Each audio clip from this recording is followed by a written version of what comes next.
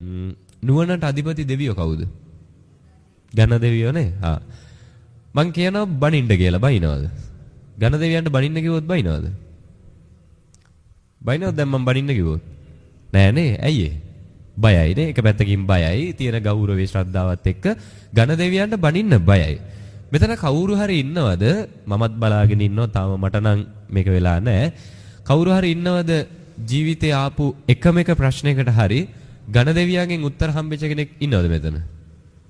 අවුදරේ මෙන්න මේ ප්‍රශ්නෙට ඝන දෙවියා විල උත්තරයක් දීලා ගියා. ඉන්නවද? නෑ නේ. ඝන දෙවියන්ගෙන් තාම අපේ ජීවිතේ එකම ප්‍රශ්නයකටවත් උත්තර හම්බුනේ නැති වුණාට නුවණට අධිපති කවුද? ඝන දෙවියෝ. බනිනවද? බනින්නේ නෑ. හැබැයි අදටත් නිකමට හිතලා බලන්න අපේ ජීවිතේ අපිට ආපු දහසකුත් ප්‍රශ්නවලට උත්තර අපේ අම්මගේ ළඟ තිබ්බද නැද්ද? තිබ්බනේ. ඉස්සරහටත් සමහර විට අපි සමාජයේ මොන කෙරුමක්කාරයෙක් වුණත් අපේ ජීවිතේ ප්‍රශ්නයක් ආපු වෙලාවට අපේ අම්මලගේ ළඟ උත්තර තියද නැද්ද? තියනවානේ. දැන් අද දවසේ ඔයත් මට හරි ගෞරව කරයි. නේ බණට ආපු නිසා ධර්ම දේශනා කරන නිසා හරි ලස්සනට ඔයත් මට ගෞරව කරයි. හැබැයි ඔය ගෞරවය හෙට දවසේ නැති වෙන්න බැරිද? පුළුවන්. ඒකනේ අටලෝ දහමනේ.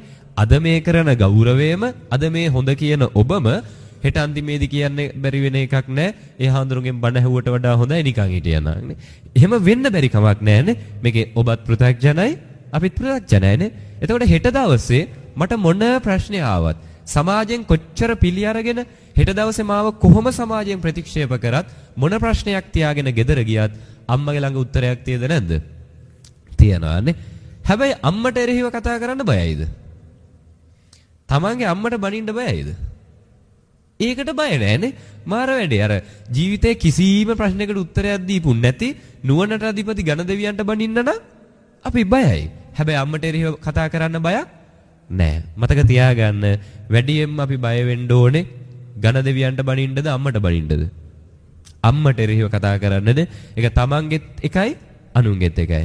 ජීවිතේ පිළිවෙලක් හදාගන්න, ක්වොලිටි එකක් හදාගන්න කවවමදාවත් මොන්න තරම් මිනිස්සෙක් පහතකට වැටුණත් ඒ මිනිස්සයාගේ අම්මගේ නමින් එයාට කවදාවත් වචනයක් කියන්න හොඳ නැහැ. ඒක අපේ දියුණුවේ ලක්ෂණයක්. හරිද?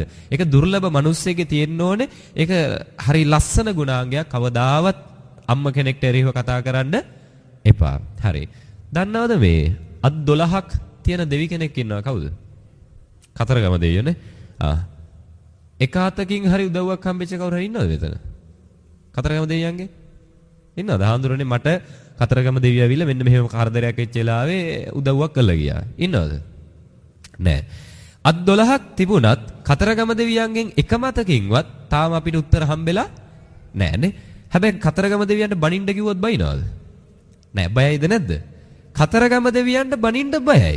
හැබැයි අත් 12කින් නෙවෙයි අත් 1000කින් කරන්න බැරි දේවල් අපේ තාත්තලා අපි වෙනුවෙන් කළා තියද නැද්ද? තියනවා. තාත්තට බනින්න බයයිද? ඒකට බය නැහැනේ.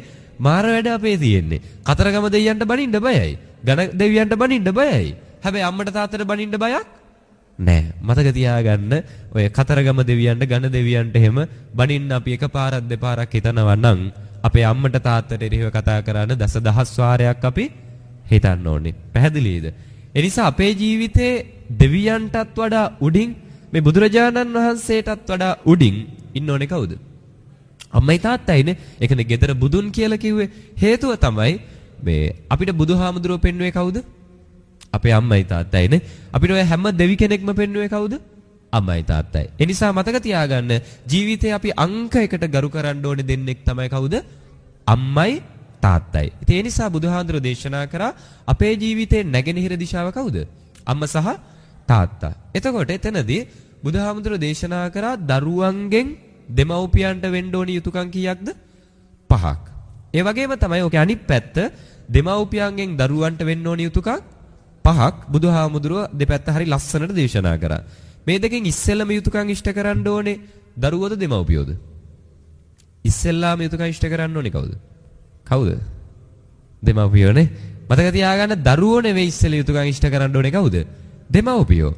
දෙමව්පියන්ගෙන් හරියට යුතුයකම් ටික ඉෂ්ට වුණොත් තමයි ඒ දෙමව්පියන්ට ගරු කරන විදිහේ දරුවෙක් බිහි වෙන්නේ. ඒ නිසා අද අපි කාල වේලාව කළමනාකරණය කරගෙන සාකච්ඡා කරමු දෙමව්පියන්ගෙන් දරුවන්ට ඉටු වෙන්න ඕන යුතුකම් පහ මොනවද? ඒවා ප්‍රායෝගිකව හරි කළමනාකාරීත්වයකින් නිසියාකාරයකින් අපි ඒව ක්‍රියාත්මක කරනවද නැද්ද?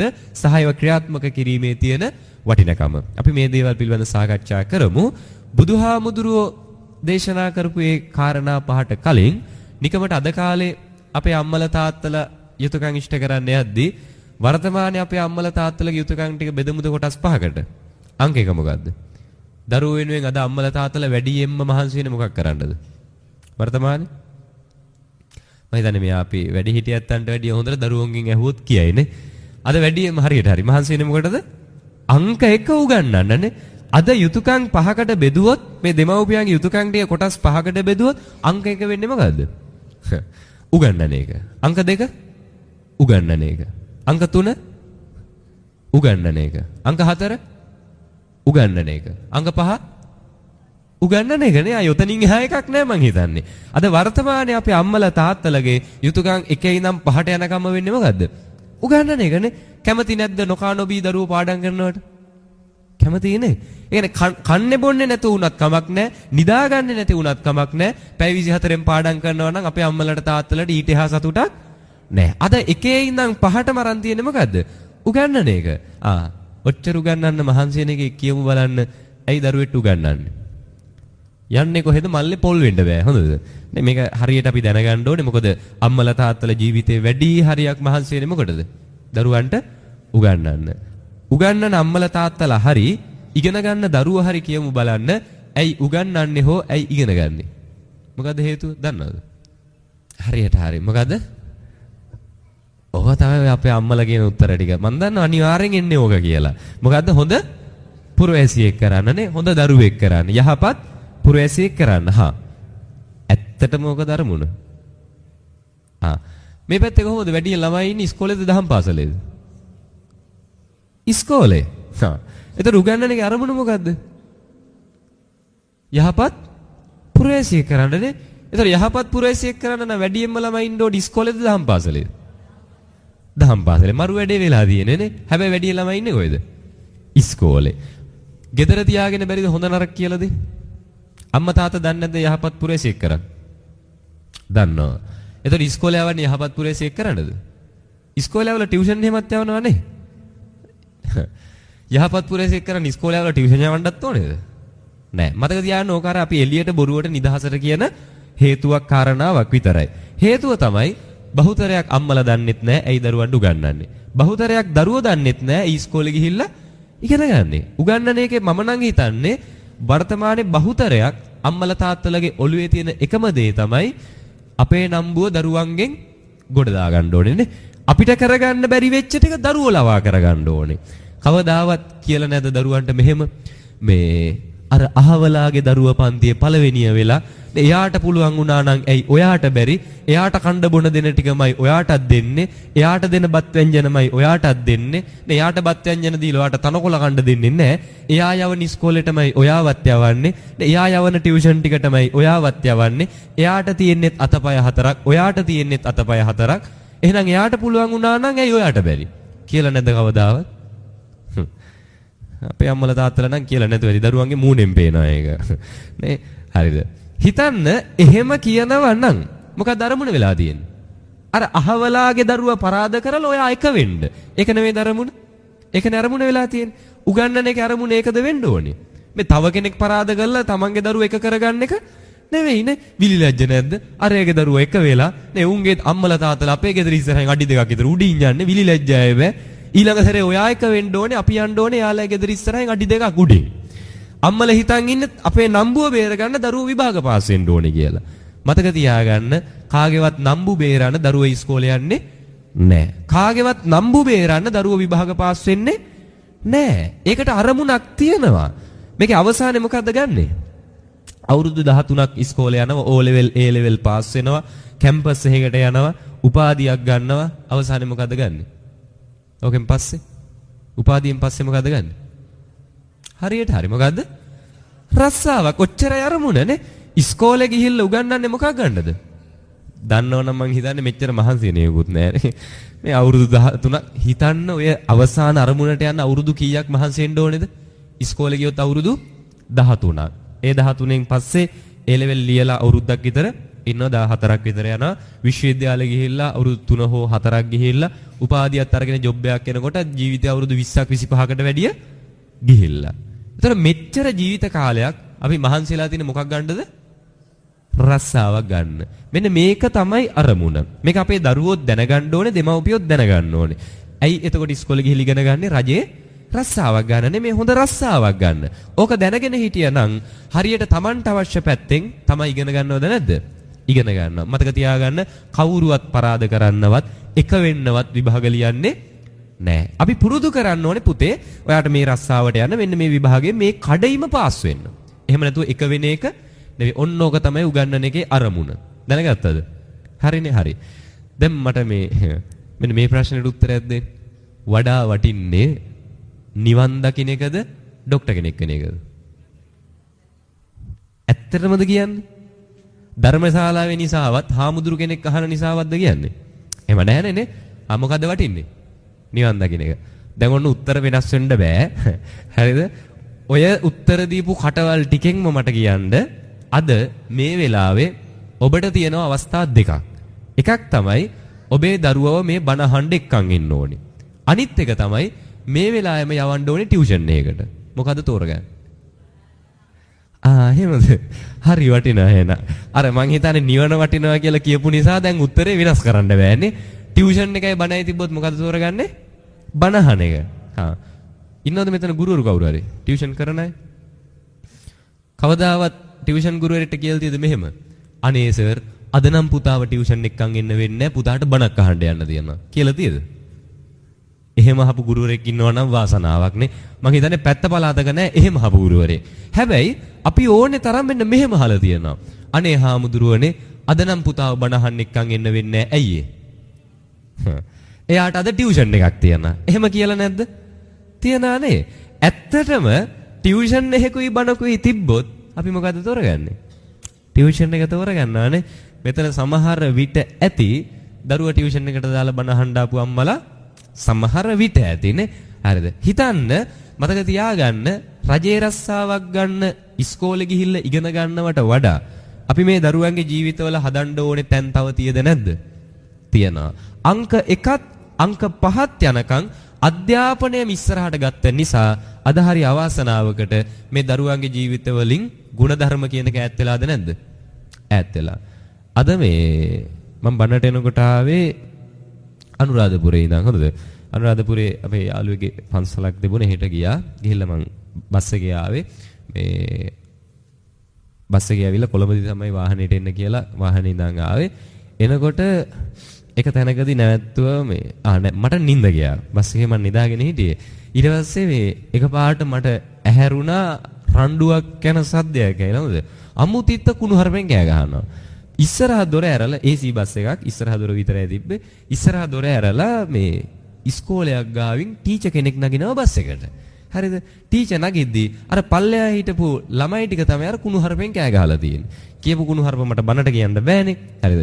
ඒ කියන්නේ සමාජයක අපි කතා කරන්න හොඳ නැති අමුතිත්ත කුණුහරුපෙන් අර ගුරුවරුත් ඉන්න තැන කිසිම බයක් සැකක් නැතුව අර ළමයි ටික කෑ ගහනවානේ.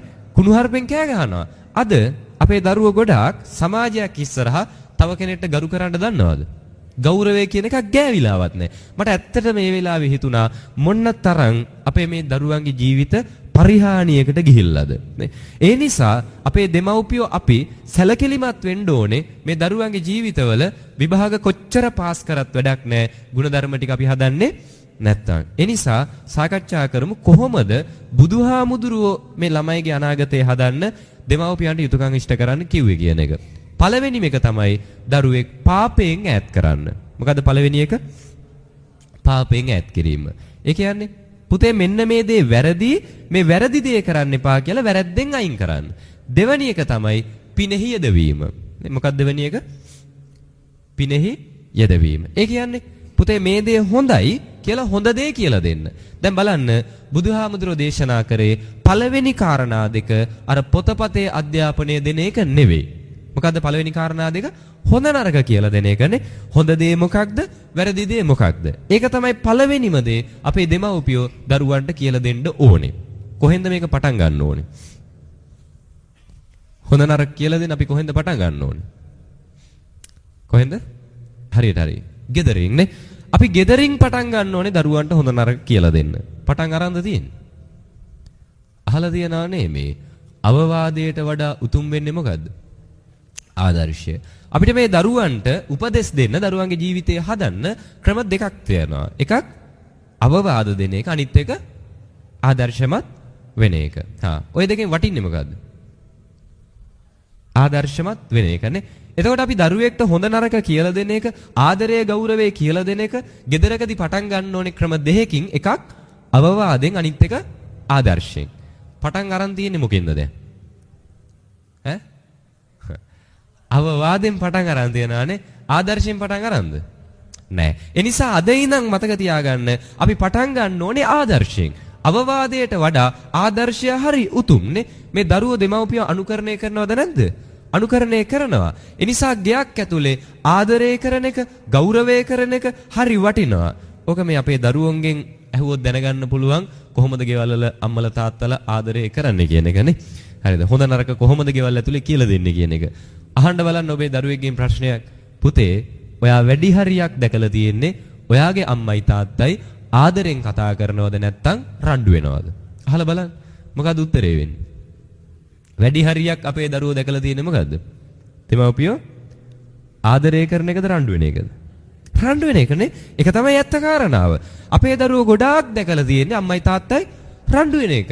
කොහේ ආදර්ශදනේ? මරු ආදර්ශ අපි දීලා තියෙන්නේ. හරිද? මතක තියාගන්න දෙමව්පියෝ හරි වටින විදිහට දරුවන්ට ආදර්ශමත් වෙන්න ඕනේ. හරිද? අවවාදයට වඩා ආදර්ශයෙන් අපි දරුවන්ට ඒක පෙන්වන්න ඕනේ. අපේ අම්මලා තාත්තලා අද මොකෝ කරන්නේ? ගෙවල් ඇතුලේ ආදරෙන් එහෙම කතා කරනවද? උප්පරිම ආදරෙන් කතා කරොත් වචන දෙකයි අකුරු තුනයි. ආයි වැඩි මහන්සි වෙන්නෙත් නෑ ඒවටනේ. මොකද කියන්නේ? අම්මා මෙහෙන් ඒයි ගානවා, තාත්තා රෙන් ඕයි ගානවානේ. හිතන්න අද ගෙයක් ඇතුලේ උප්පරිම ආදරේ කරත් ආදරෙන් කතා කරන්නේ මෙහෙන් ඒයි ගාද්දි අරහෙන් ඕයි ගාලා නම් දරුව පුරුදු වෙයිද ආදරය කරන්න? කවදාවත් නෑනේ. ආදරය කරද්දි කියනවනේ මෙහෙම. දැන් දරුවෝ උස්මහත් වෙලා ඉන්නේ. එවුන්ට මේව තේරෙනවා. එවුන්ට ඇහුනොත් මොනව හිතයිද දන්නේ. කියනවද නැද්ද? කියනවා. කියලා විලිලැජ්ජයි ගයක් ඇතුලේ ආදරය කරන්නනේ. ආදරය කරද්දි කියනවනේ මෙහෙම. අර අල්ලපු ගෙදරත් මිනිස්සු ඉන්නවා. එවුන්ට ඇහුනොත් මොනව හිතයිද දන්නේ. කියනවද නැද්ද? කියනවා. ආදරය කරන්න අද ගයක් ඇතුලේ හරි ලැජ්ජයි. ආදරේ ගෞරවය ඒ තරම් අද ගයක් ඇතුලෙන් ඈත් වෙලා. නිකමට හිතන්න මේ වැඩිහිටි අම්මලගේ තාත්තලගේ කාලේ. ඔක අද තරම් තිබුණාද? මෙච්චර නෑනේ. දැන් මේ පැති වෙලත් ඇති ඔය ඉස්සර නම් තිබුණේ මෙහෙම මැනිකේ නැන්දා, සුදු නැන්දා කියලා එහෙම නම් තියනවානේ. ඔය මැනිකේ කියන නම කොහෙන්ද ආවේ? සුදු කියන නම උප්පැන්නෙන්ද ආවේ? නෑ. එදා ගේ ඇතුලේ බය නැතුව, ලැජ්ජ නැතුව ඒ තාත්තා හරි ආදරෙන්නේ ඒ බිරිඳට මැනිකේ කියලා කතා කරා. ඒ බිරිඳට සුදු කියලා කතා කරා. දරුවෝ ඉස්සරහා ලැජ්ජ වුණාද? ඒකට දරුවෝ ඉස්සරහා ලැජ්ජ වුන්නේ නෑනේ. ඒකට අල්ලපු ගෙදර ඉස්සරහා ලැජ්ජ වුණේ නෑ. ඒ නිසා අද වෙනකොට අපිටත් ඒක නුහුරුයිද? අපිට නුහුරු නෑනේ. අර ඒ වගේ පට බැඳිච්ච නම් තියන අයටනේ අපිත් බය නැතුව මැනිකේ නැන්ද කියලා කතා කරනවා. හැබැයි වර්තමානයේ අපේ පෞල් ජීවිත ඇතුලේ බහුතරයක් ගෙවල් වල ඒ වගේ ආදරණීය වචන හුරු නෑනේ. ඒක හරි ඈත් වෙලා තියෙන්නේ. මම කියනකොට වැඩක් කරන්නකෝ. අද ගෙදර ගිහිල්ලා අම්මලානේ ඉන්නේ ගොඩක්නේ. අම්මලා ටික අද ගෙදර ගිහිල්ලා මහත්තයට කියන්න මැනිකේ කියලා. හරිද? මම කියනවට ගිහින් කරලා බලන්නද? ගෙදර ගිහිල්ලා මහත්තයට කියන සුදු කියලා. මොකෝ වෙන්නේ? මිනිහා කලන්තේ දාලා වැටුන් නැතොත් පුදුමයි. හරිද? එක්ක කලන්තේ දාලා හරි වැටෙනවා. ඇයි මේ කවදාවත් නැතුව අද මැනිකේ කියලා කියනවානේ. සිහි තිබ්බොත් පර්ස් එක හරි හංගයි. ඇයි සිහිය බාගෙට හරි තිබ්බොත් මිනිහේ පර්ස් එක හරි හංගනවා. ඇයි අද නම් එන්නේ හොඳ පොටකට නෙවෙයිනේ. මෙච්චර කල් මේ ජීවිතේට ආදරෙන් කතා කරපු නැති මිනිස්සයා, ඒයිෝයි ගාගෙන කෑ ගහපු මිනිස්සයා එකපාරට මැනිකේ ගහන්න එනවා නේ. එකපාරටම සුදු ගහන්න එනවා. මේ බටර් පාර නම් හොඳකට නෙවෙයි. තට්ටු වෙන්න තමයි හදන්නේ. පර්ස් එක හරි හංගයිනේ. හේතුව ආදරේ ඒ තරම් නුහුරුයි. ආදරේ ඒ තරම් ගෙවල් වල ඈත් වෙලා. ඔබ අද ගෙදර ගිහිල්ලා අම්මලා තාත්තලා හරි ආදරණීය විදිහට මැනිකේ සුදු කියලා වගේ අර ආදරණීය වචන වලින් කතා කරොත් මේ දරුවෝ ටික අමුතුවට මූණු බලයිද නැද්ද? බලයිනේ අම්මලට මොනව වෙලක්ද දන්නේ එකපාරට. නේ තාත්තලට පෞල් ජීවිතේ ගත කරපු අර කාලසටහන අමතක වෙලාද දන්නේ නැහනේ. අද අලුතෙන් පටන් අරගෙන තියෙනවා. වෙන්න බෑ. නේ සමහරට දරුවන්ට හිතෙයිද දන්නේ නැහැ මේක මට මැවිලා පේනවත් දන්නේ නැහැ. නේ මෙච්චර ආදරය කරනවා. ඒ තරම් මේ දරුවන්ට ඒ තරම් පෞල් ඇතුලේ ඒ ආදරය අද නුහුරු වෙලා තියෙනවා. හැබැයි මෙහෙම හිතන්න. පොඩි හරි ප්‍රශ්නයක් එහා මෙහා යනවා. දැන් පටන් ගන්න අම්මයි තාත්තයි දෙපැත්ත ඉඳගෙන කුණු හarpෙන් කෑ ගහන්න. කවදාවත් අර ප්‍රශ්නේ තෙන්ඩ ගේනවද? අර ආදරය කරද්දි කිව්වනේ දැන් දරුවෝ උස්මහත් වෙලා ඉන්නේ. එවුන්ටත් ඔව තේරෙනවා. ඇහුනොත් මොනව හිතයිද දන්නේ. කිව්වද නැද්ද? කිව්වා. කුණු හarpෙන් කෑ ගහද්දි ඔක කිව්වද? කුණු හarpෙන් කෑ ගහද්දි කිව්වද දැන් දරුවෝ උස්මහත් වෙලා ඉන්නේ. එවුන්ටත් ඔව තේරෙනවා. ඇහුනොත් මොනව හිතයිද දන්නේ. කියලා තියෙන කවදා හරි එහෙම. මෙතන ඉන්නවද එක්ක අම්ම කෙනෙක් හරි තාත්තා කෙනෙක් හරි දරුවෝ ඉස්සරහා දෙමව්පිය අතර කුණු හarpෙන් බැනගත්තේ නැති කවුරු හරි? ඉන්නවද? නෑ නේ. කවදාවත් අපි කුණු හarpෙන් කෑ ගහද්දි කිව්වේ නෑනේ දැන් දරුවෝ උස්මහත් වෙලා ඉන්නේ එවුන්ටත් මේවා ඇහි තේරෙයි ඒ නිසා අපි මෙහෙම කතා කරන්න හොඳ නෑ කවදාවත් කිව්වද නෑ අපි ආදරෙන් කතා කරද්දි කිව්වනේ මෙහෙම අල්ලපු ගෙදරත් මිනිස්සු ඉන්නවා එවුන්ට ඇහුනොත් මොනව හිතයිද දන්නේ කිව්වද නැද්ද කිව්වා කුණු හarpෙන් කෑ ගහද්දි මොකෝ කිව්වේ ඕකුණුත් ඕව දැනගන්න ඕනේ කිව්වද නැද්ද කියලා කුණු හarpෙන් කෑ ගහනවද නැද්ද කෑ ගහනවනේ ගම් 7කට ඇහෙන්න කුණු හarpෙන් කෑ ගහන්න පුළුවන් ආයි ඒවට විලි ලැජ්ජ නැහැ ඒවට කියන්නේ අල්ලපු ගෙදරත් මිනිස්සු ඉන්නවා අහල පහල මිනිස්සු ඉන්නවා එවුන්ටත් මේ වැහෙනවා මොනව හිතයිද දන්නේ කවදාවත් කියන්නේ මොකද්ද ඕකුණුත් දැනගන්න ඕනේ මේවා නේ අයි මොකටද අපි එවුන්ට හංගන්නේ ඕවා නේ අසල්වාසීන් තමයි දැනගන්න ඕනේ කියලා බය නැතුව කුණු හarpෙන් කෑ ගහනවා මේකේ දෙපැත්ත වෙනස් වෙන්න ඕනේද නැද්ද වෙනස් වෙන්න ඕනේනේ ආදරය කරද්දි තමයි කියන්න ඕනේ එයාලත් මේව දැනගන්න ඕනේ අපි ආදරෙන් ඉන්නවා කියලා අල්ලපු ගෙදරත් දැනගන්න ඕනේ අපි ආදරෙන් ඉන්නවා කියලා අපේ දරුවෝ දැනගන්න ඕනේ අපි ආදරෙන් කතා කරනවා කියන එක මේ ගෙදර ඇතුලේ එක නුහුරු වෙන්න බෑ මේක අමුතු දෙයක් වෙන්න බෑ ඒකට ලැජ්ජ වෙන්න බෑ ඒකට බය වෙන්න බෑ බය නැතුව අද ඉඳන් ගෙවල් ඇතුලේ ආදරෙන් කතා කරන්නනේ බය නැතුව ගෙවල් ඇතුලේ ආදරේ බෙදා ගන්න හරිද මේ හැමෝම කැමතිද නැද්ද ආදරේ ලබන්න දරුවෝ දෙමව්පියෝ ભેදයක් නැහැනේ. අපි හැමෝම කැමති ආදරයක් ලබන්න. ඒ නිසා ගෙවල් ඇතුලේ ආදරය කරන්න බය වෙන්න එපා. කුණු හarpෙන් කෑ ගහද්දි ප්‍රශ්නයක් වෙලා රණ්ඩු වෙන්න හදද්දි එතෙන්ට ගේන්න අර ප්‍රශ්න ටිකනේ. දැන් දරුවෝ උස්මහත් වෙලා ඉන්නේ. එයාලට මේ වැහුනොත් මොනව හිතයිද දන්නේ නැහැ. අම්මා තාත්තා මරා ගනිද්දි එයාලා කොහොමද මේක ආදර්ශයක් වෙන්නේ? අල්ලපු ගෙදරත් මිනිස්සු ඉන්නවා. එයාලට ඇහුනොත් මොනව හිතයිද දන්නේ නැහැ. එතෙන්දී එහෙම හිතන්න ඕනේනේ. මතක තියාගන්න ගයක් ඇතුලේ අපි බය නැතුව ආදරය කරන්න ඕනේද නැද්ද? ආදරය කරන්න ඕනේ. ආදරය සහ අනිත් එක තමයි ගෞරවය. විශේෂයෙන් ගයක් ඇතුලේ පරිස්සම් වෙන්න ඕනේ දේවල් දෙකක්. එකක් මොකද්ද? ආදරය අනිත් එක ගෞරවය. ගෞරවය කියන්නේ ගයක් ඇතුලේ පැවැත්මට බලපාන ප්‍රධානම සාධකයක්. ඉස්සර කොහොමද ගෙවල් වල? අපේ වැඩිහිටි අම්මලා තාත්තලා නිකමට මතක් කරලා බලන්න. ඉස්සර තාත්තා ගේ ඇතුලට එද්දී අඩුම පුටුවකවත් වාඩිලා හිටියද? ඉස්සර කාලේ අපේ වැඩිහිටි අම්මලා තාත්තලා දන්නව ඇතිනේ. එදා ගෙදෙට්ට තාත්තා එනකොට අඩුම තරමේ ගෙදර බිරිඳවත් දරුවවත් පුටුවකවත් වාඩිලා හිටියද? එහෙම නෑනේ. තාත්තත් එක්ක ඉස්සර ගේ ඇතුලේ සමහර විට වාඩි වෙනකොට ඒ දරුවෝ තාත්තත් එක්ක සමාසනයකවත් වාඩි උනේ නෑ. ඒ තරම් ගෞරවයක් එදා ගයක් ඇතුලේ තිබුණා. අද මොකෝ වෙලා තියෙන්නේ? තාත්තා හිතන්නකෝ තාත්තා ගෙදෙට්ටේදී දරුවෝ දැන් පුටුවේ වාඩි වෙනව නෙවෙයි තියලා අටපට්ටමම ගහනවා පුටු උඩනේ. හරි හිතන්න වාඩි වෙද්දි කකුල් ටික කරේනේ. අඩුම තරමේ තාත්තා ගේ ඇතුළට එනකොට පුටුවෙන් නැගිටින්න නෙවෙයි අර උඩ තියන් ඉන්න කකුලක්වත් තාත්තේදී බිමින් තියනවද? නෑ. හිතන්න ගෞරවයේ ඒ තරමට පිරිහිලා. වැරද්ද දරුවන්ගේද දෙමව්පියන්ගේද? කාගේද වැරද්ද? දෙමව්පියන්ගේනේ. ඒ නිසි මඟ පෙන්වීමක් පෙන්නපු නැති කාගේද වැරද්ද? දෙමව්පියන්ගේ. මොකද දරුවෝ දන්නේ නැහනේ. මොකද ගේ ඇතුලේ අම්මයි තාත්තයි කොහොමද පෙන්වුවේ? දැන් හිතන්න මේ දෙමව්පියන්ට අගෞරව කරන හැටි හරියටම කියලා දුන්නේ කවුද? අම්මට අගෞරව කරන්නේ මෙහෙමයි. තාත්තට අගෞරව කරන්නේ මෙහෙමයි. දෙමව්පියන්ට නොසලකා ඉන්නේ මෙහෙමයි. අල්ලපු ගෙදරින් ඇවිල්ලා පුරුදු කරාද? නෑ කවුද පුරුදු කරේ? ගෙදර අම්මයි තාත්තයිම තමයිනේ. ඔක ඔයත් ඔත් කරලා ඇතිනේ. සමහර දරුවන්ට කල්ලම් පෙන්නලා ඇති කොහොමද දෙමව්පියන්ට අගෞරව කරන්නේ. නිකමට මතක් කරලා බලන්න. හිතන්න ගෙදරක රණ්ඩුවක් වෙනවා. රණ්ඩුවක් වෙච්ච ගමන් අම්මගේ තාත්තගේ ප්‍රධානම වැඩේ මොකද්ද? තමන්ගේ පැත්තට සේනාව සන්නද්ධ කරගන්න ඕනේනේ. කවුද ඉන්නේ සේනාව? දරුවෝ ටික. මේ තාත්තලට වඩා අම්මලා ඔකට මාර දක්ෂයිනේ. හරිද? ඇදලා ගන්නවා දරුවෝ ටික රණ්ඩුවක් වෙච්ච ගමන් ඇදලා අරන් දෙනවා තියලා සමහරට මේ 900 ගණන් වල ඒවනේ. හරිද? තාත්තලා 900 ගණන් වල කරපු වැරදි දරුවෝන්ගේ කනේ අම්මලා තියනවද නැද්ද? තියනවා. තියලා කියනවා පුතේ ඔහෙලා දන්නේ නැහැ තාත්තගේ හැටි. නේ ඔය මිනිහා බඳින්න කලින් මෙන්න මෙහෙම හිටපු මිනිස්සෙක් මේ ගානට හරි ඔය මිනිස්සේව හදලා ගත්තේ මම. නේ ඕක මම හිටියේ නැත්තම් විනාශ වෙලා යනවා. දැන් එච්චර හදලා ගත්ත මටම තමයි මේ රෙස්පෙක්ට් එක. ගණන් ගන්න එපා ඔය මිනිස්සේව නම්. මේ කතා කරන්නවත් එපා. ඔය තාත්තා කියන්නේ හොඳ මිනිහෙක් නෙවෙයි. කවුද මේ පුරුදු කරන්නේ? අම්මා. අම්මා හරි ලස්සනට පුරුදු කරා නේද? තාත්තා ආයි 900 ගණන් වල බඳින්න කලින් ඉඳන් කරන වැරදි එකක් නෑර අප්ඩේට් කර කර කොහොමද පුතේ ඕවා මතක තියාගන්නේ? අයි මේ ගිය මාසේ කරපු හොඳ මතක නෑ. නේ ගිය මාසේ කරපු හොඳක් මතක නෑ. අන්තිමේදී අහන්නේ මොනවද ඔහේ අපිට කළා තියෙන්නේ නේ. හැබැයි 900 ගණන් වල කරපු වැරදි මතකයි. ඇදලා අරන් දෙනවා දරුවෝ ඉස්සරහනේ මේ තාත්තගේ වැරදි. හරි ලස්සනට අම්මලා පෙළ ගැස්සනවා. දැන් තාත්තගේ වැරදි උලුප්පලා බලලා තාත්තව ගණන් ගන්න නැතුව ඉන්න හැටි, තාත්තා එකක් කියද්දි 10ක් කියන හැටි, තාත්තව ගණන් ගන්න නැතුව එකින් එකට කියන හැටි කවුද ගයක් ඇතුලේ පුරුදු කරේ? අම්මම තමයිනේ. අම්මා හරි ලස්සනට පුරුදු කරා කොහොමද පුතේ තාත්තට අපි අගෞරව කරන්නේ? තාත්තා සකන් දෙනවද ඔකට? නැත්තම් තාත්තලා පැත්තක ඉඳගෙන හිතන ඇති මරු ටික අම්මලාට කිව්වේ. නේ තාත්තලා සකන් දෙනවද? අයි තාත්තලා සකන් දෙන්නෙත් නෑ ඔකටනේ. ඔය ඉස්සෙල්ලාම අම්මලා දරුවෝ ටික ඇදලා ගත්ත ගම ඔක දකින්න තාත්තලා මොකෝ කියන්නේ?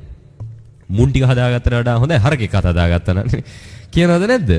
කියනවා. ඒකගේ කෙලෙහිගුණේ තියනවා මෙවුන්ට වැඩිය. අම්මත් එකයි දරුවොත් එකයි. සේරම තනියම කරගන්න ඕක නැතයිනේ.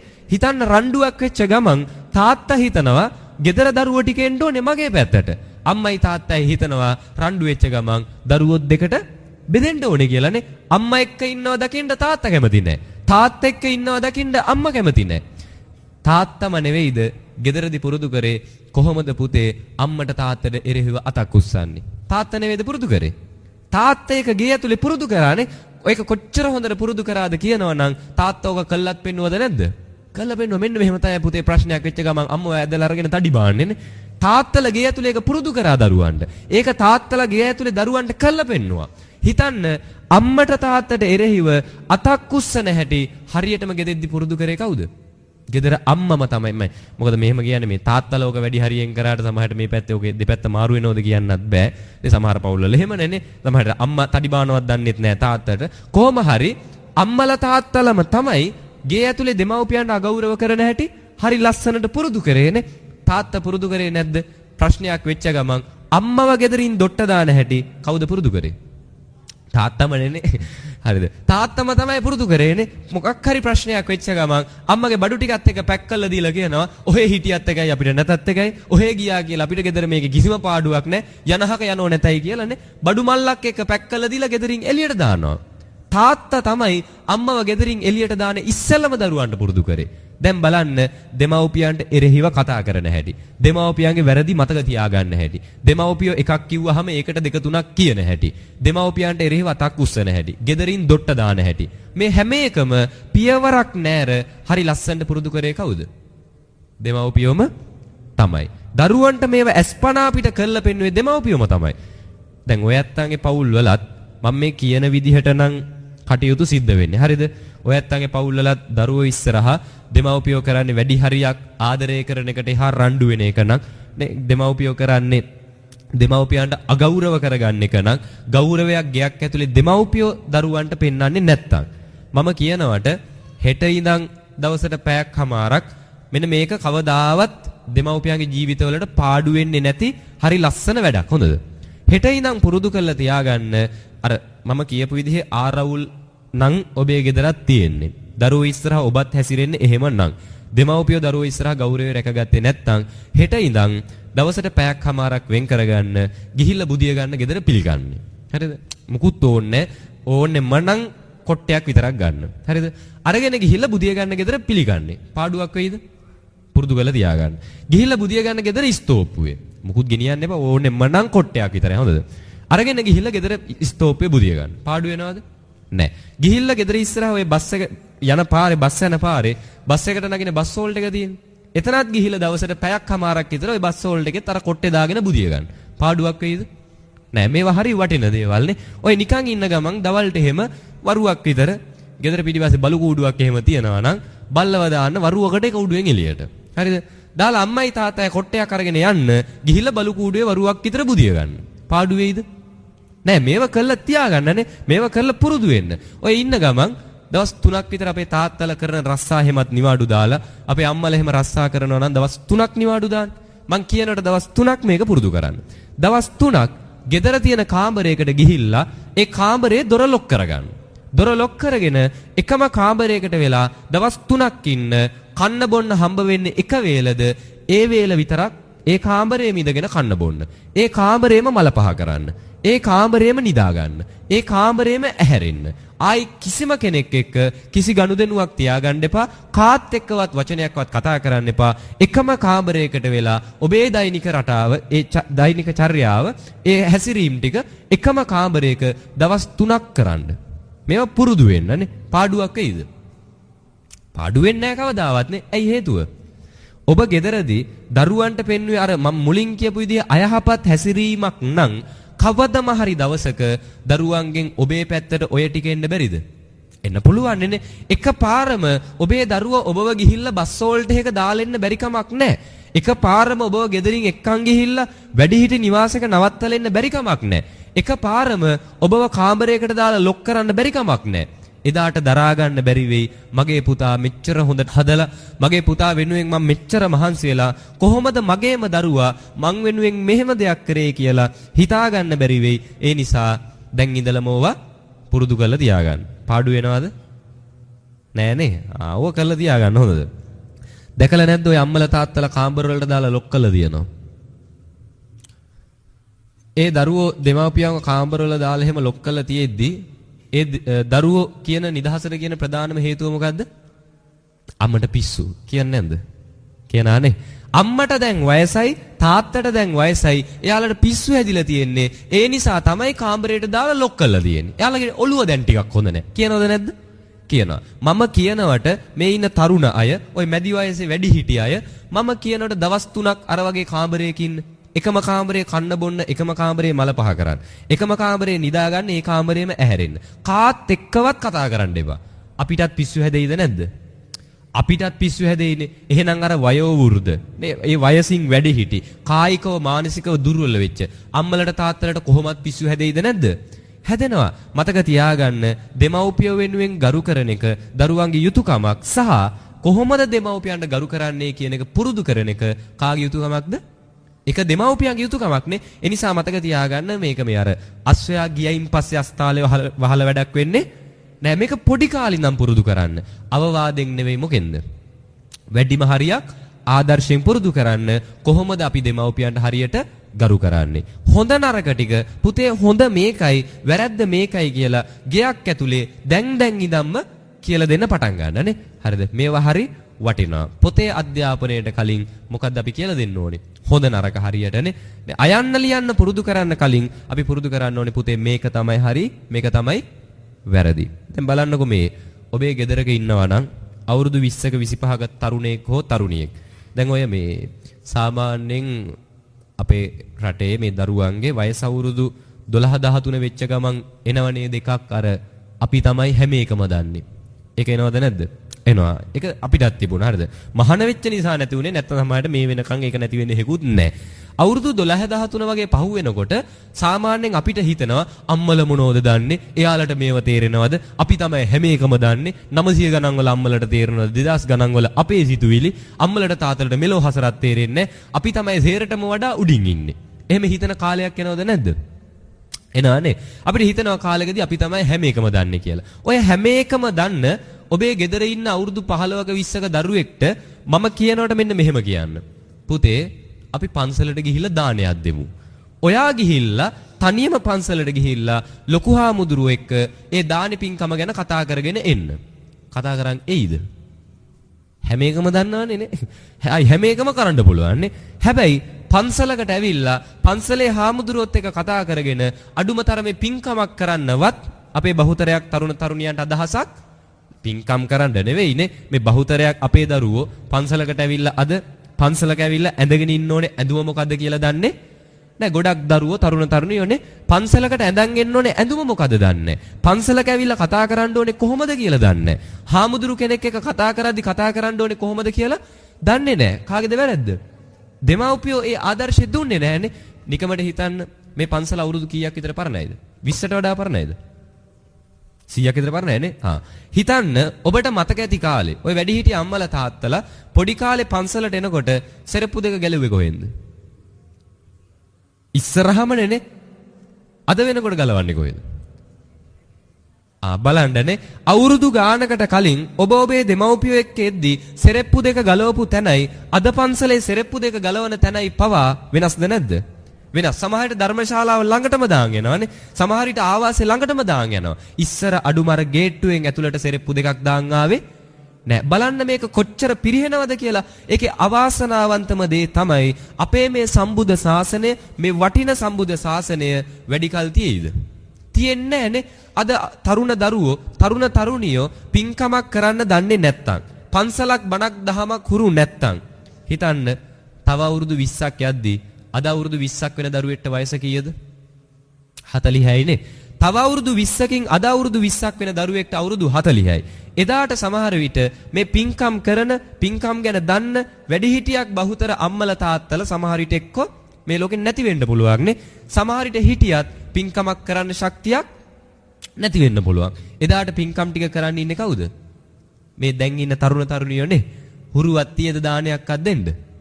හිතන්න තව අවුරුදු 20ක් ඉස්සරහට පන්සලකට දානයක් දෙන්න කෙනෙක් ඉඳීද?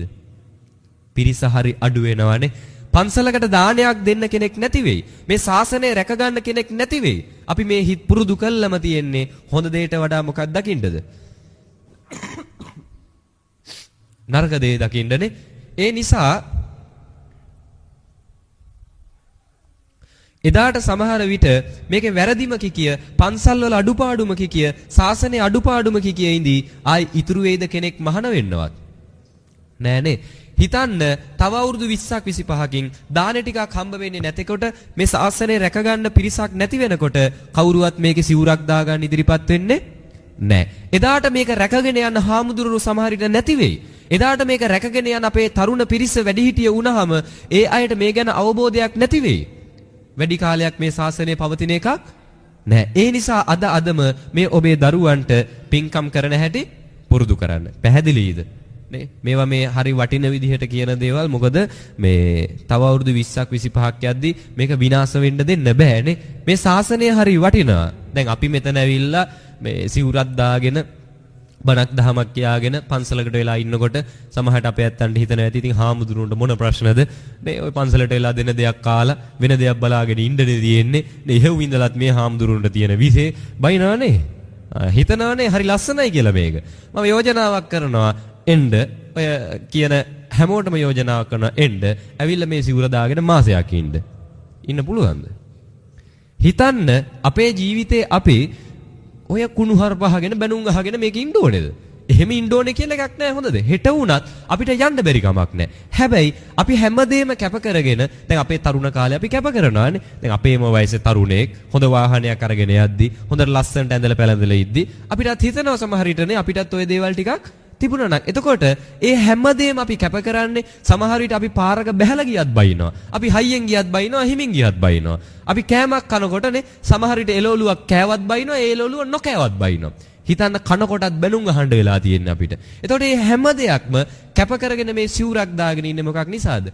මේ ශාසනය පරිස්සම් කරගන්න ඕනේ නිසානේ. මේ ධර්මය රැක ගන්න ඕනේ නිසා. ඒ තරම් වටින දෙයක් අර අලාභ මොන තරම් වුණත් ඒ අලාභ වලට වඩා වටින ලාභයක් මේකේ තියෙන නිසා. එතකොට මේ ලාභය අපේ අනාගත පරම්පරාවට අපි දෙන්න ඕනේද නැද්ද? මේක දෙන්න ඕනේ.